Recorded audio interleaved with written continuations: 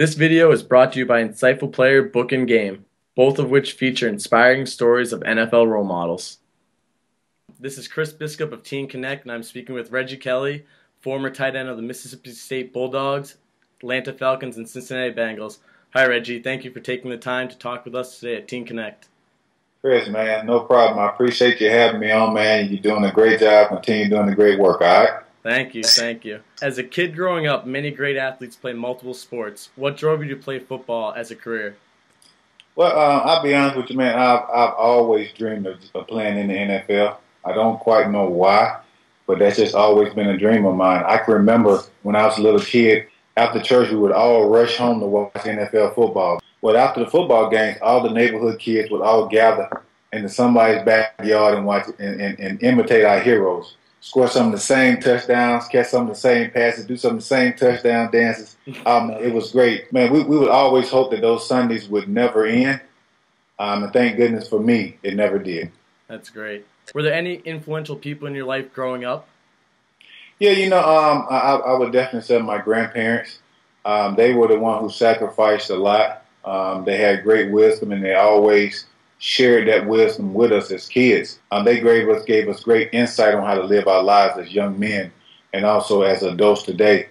In turn, their wisdom was handed down to our parents, and then from our parents to us. And now I have two kids, and I'm going to give them that same type of teaching that I learned. You've had a longer NFL career than most players do. What do you attribute your ability to play at a high level for so long?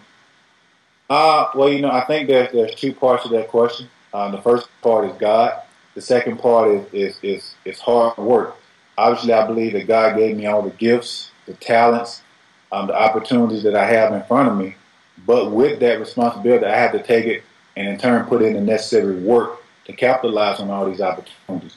And so what I mean by work, I have to work to eating the right foods, taking the right supplements, and also getting the proper chiropractic massage therapy work as well. All those things go hand in hand in having a prolonged career. When you were a young player, were there any veterans that come to mind who mentored you and helped you get along learning the ropes of the NFL? Man, the first guy that comes to my mind, his name is Bob Christian. He played at the University of Northwestern. He's a fullback for the Atlanta Falcons. Bob played about 11 years in the NFL again. He taught me the importance of hard work, but not only that, he taught me how to be a professional off the football field, which is very crucial. I think most of the time, young guys, they only look at playing the game of football and what the game of football can do for them. But we always have to realize that we're given a great platform. And being a man of God and being a man of integrity, you have to in turn be a light and be inspiration to the young kids out there. And so he really taught me that. But he wanted to lead the game better than he found it. And so he made sure that he took a good pupil underneath his wings. And lo and behold, I do the same thing now to the younger guys. As a veteran, did you continue to the chain of mentoring young players and talk about how you did so? Yeah, man. Yeah, I've definitely taken on that role. Again, like I said, when the older guys trained me and policed me and made sure that I pretty much toed the line, I didn't like it. And to be honest with you, I didn't quite understand the reason why they were doing it. But ultimately, they just wanted to ensure that I would be a success. It was their goal, just like any parent, to raise up a better generation. Mm-hmm. And you have to respect that. And so in turn, I think that it wouldn't be a good thing, I guess you can say, if I didn't in turn do the same type of thing and leave that same type of legacy behind to the next generation. And so that's what I try to do. I've had a lot of young guys under me that now I try to train them to be, to follow in my footsteps, but not only that, to be a lot better than I am. And so in turn, again, I've rubbed the wrong way. But at the end of the day, afterwards, I always hear them saying nice things to me like, man, I appreciate that. Mm-hmm. I appreciate you pushing me. I appreciate you staying on me and making sure that I'm doing the right thing. And in turn, you know that when you do it that way, you can sleep at night because you know that you're trying to be leaving a lasting impact to the younger generation so that this game can continue to flourish with guys who play the game with integrity. How do you feel about the recent concussion problems the NFL is dealing with, and how can we make the game safer for both the NFL players and young kids? Well, I think it's important, obviously, especially for the kids. we have to make sure that we train the kids and to teach them how to properly play the game of football. Sure, we know the game of football is obviously a contact sport. We know it's going to be very physical. We know there's going to be lots of injuries that come with the game of football. That's just part of it. But in turn, you can also play the game of football with fun, and you can also play it with a lot of safety. So I think we have to, number one, improve the safety by putting the proper amount of padding in the players' helmets to make sure that they're properly cushioned so that when you do take those hard blows, there'll be that cushion factor. I think we have to teach the kids and also even professionals to continue to tackle correctly and hit correctly and not to take cheap shots on guys that can injure them. So key is after football, you want to be able to live a normal life. Mm-hmm. You don't want to have to sustain so many head injuries and so many body injuries that you're not able to live a normal, healthy life with your family and with your kids. That's a great answer. Has there been one mistake you have made on or off the field that have taught you a life lesson and helped you become the man you are today? For me, I think as a young player coming into the NFL, I've always wanted to excel. I think that's everybody's dreams. But a lot of times in the process of wanting to excel, you can put me before the team. Mm-hmm. And I think that was my mistake as a young guy.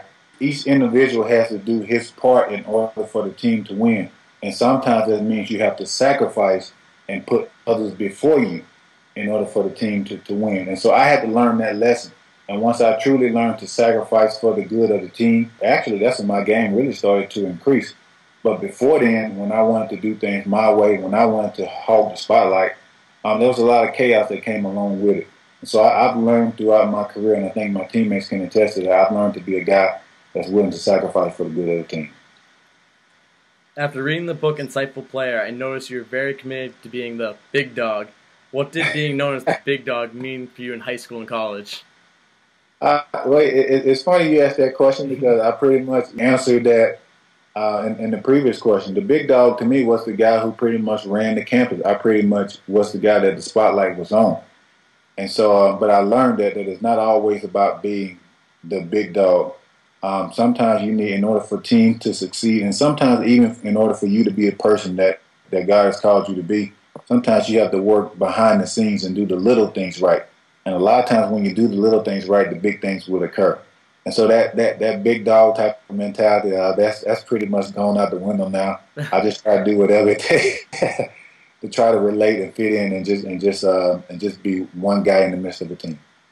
You have been very involved off the field activities and mentoring and helping young people. Can you describe the satisfaction you get from donating your time and efforts to help others? Man, it's a great feeling, man. It really is. You know, just to quote a scripture from the Bible, to whom much is given, much is required. And I believe that God has given me a great platform. He's given me lots of gifts and talents. And it would be selfish of me not to share those gifts and talents in this platform with others, especially the kids. I truly believe that the kids are our future. And it's important for adults to make sure that we show kids that the sky is the limit, that they can do anything that they put their minds to. That's why I'm extremely active in my hometown. I'm extremely active wherever I go to try to encourage kids, because I know, and let's be real, I understand that not every kid has a good role model at home. I feel like because I've been given this platform, I should go in and encourage the kids when they're not getting that type of encouragement at home. And lo and behold, one word from a professional athlete I believe can change the outcome of one kid's life. You are a published author of the book Prepared. What are the main messages you hope the readers of Prepared take away from it?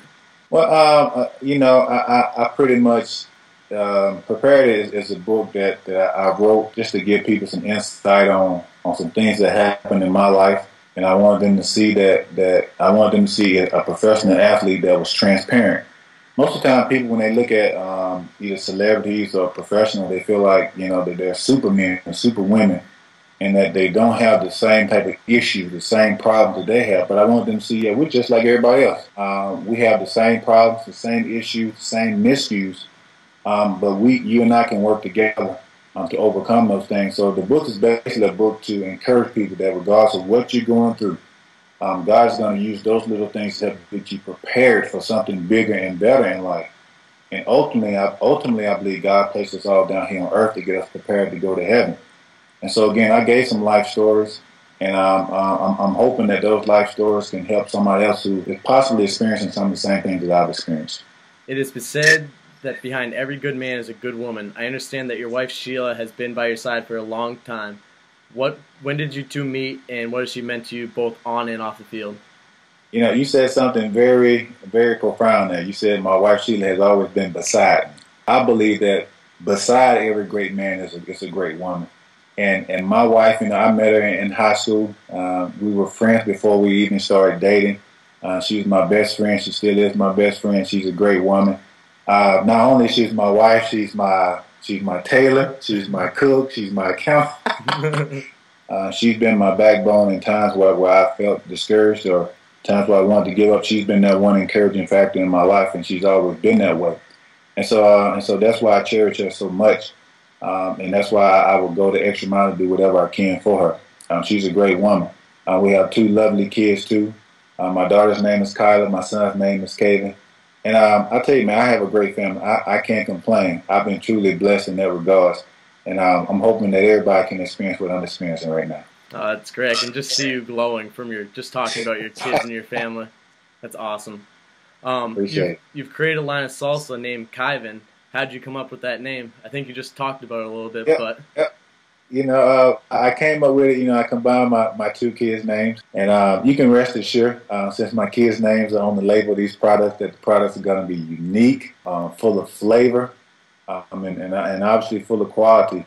My wife and I, we're not just the face of this food line. This is actually a lot of our family ingredients, family secrets that we've taken and we've got them mass produced in order to come up with this food line.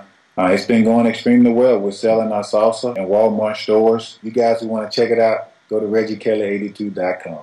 Striving to be unique is something you're really passionate about, whether it be on the field, being a published author, a chef, a business owner of a salsa line. What advice could you give to teenagers on why it's important to be unique and how it will help them to be successful in the future? I think that we all have different qualities. I think we all have different talents. And I think that you always have to focus on the gift that you have and realize that those gifts are hand-tailored for you and for your purpose in life. And for you to take advantage of that, you can't allow people to dictate your future. You can't allow people to put a box around you telling you what you can and what you can't do. I think that the way that we should live our life is to let God take every fiber of our being out of us so that one day He'll be able to pat us on the back and say, well done, my good and faithful servant. And I think you're on the right path. I think that what you're doing right now is going to encourage youth all over the world, all over this country also, to sprout out and be the best that they can be. So use your talents, man, to the best that you can be.